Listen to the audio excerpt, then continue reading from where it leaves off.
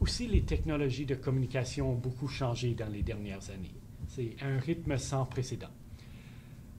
Mais dans ce temps-là, même si les technologies ont changé, notre façon d'écrire n'a pas beaucoup changé. Ça, c'est intéressant, on devra y penser de temps en temps. Je ne suis pas certain qu'on s'est bien adapté à cette nouvelle réalité. Très, très bien. Pour vous donner une idée de comment vieux je suis, j'ai commencé à travailler au Globe en 1987, juste après que j'ai fini la maternelle. J'étais direct.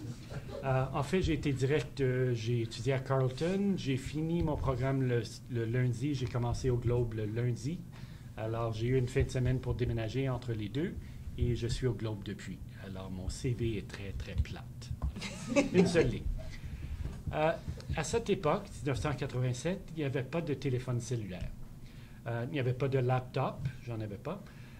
Il n'y avait pas de courriel, pas d'Internet, pas de tweet, pas de poste de nouvelles continu comme RD et Newsworld. On avait une file de presse qui publiait 3 lignes à la fois, comme une vieille dactylo, si vous pouvez imaginer. Ça, c'est le bon vieux temps. Alors, je vous donne une petite anecdote sur la technologie. Le 6 décembre 1989, ceux d'entre vous qui connaissez votre histoire vont savoir que c'était le soir du massacre de 14 femmes à la Polytechnique. Alors, j'y étais. J'étais avec une quinzaine de journalistes à la scène du crime. On n'était pas beaucoup à ce temps-là. Il y avait un téléphone dans le corridor de la Polytechnique et on a pris des tours à transmettre nos papiers à vive voix parce qu'on n'avait pas d'ordi. Alors, cette scène est impensable aujourd'hui, mais c'est ma réalité de journalisme. Alors, la technologie a beaucoup changé.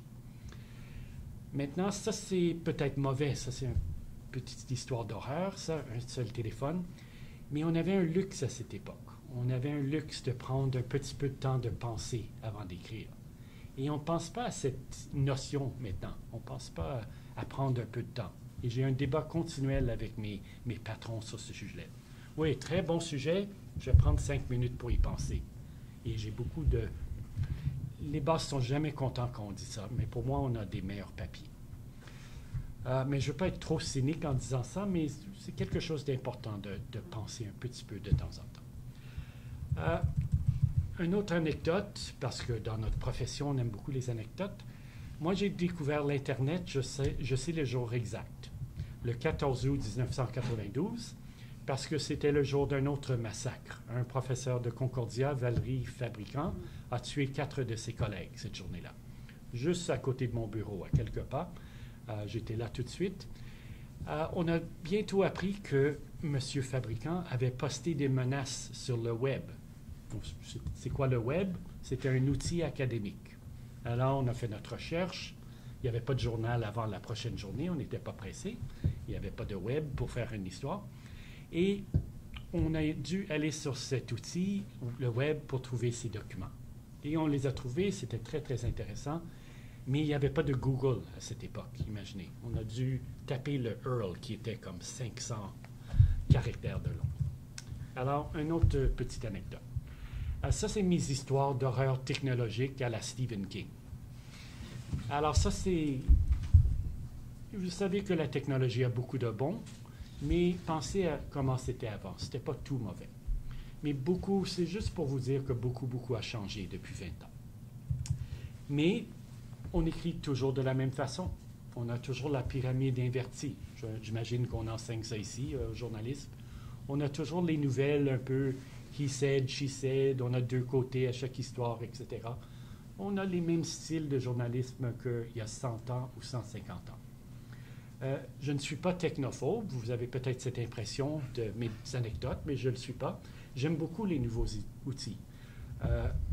Pour moi, les tweets et les nouvelles de 300 mots, c'est pas mauvais. J'aime faire les tweets.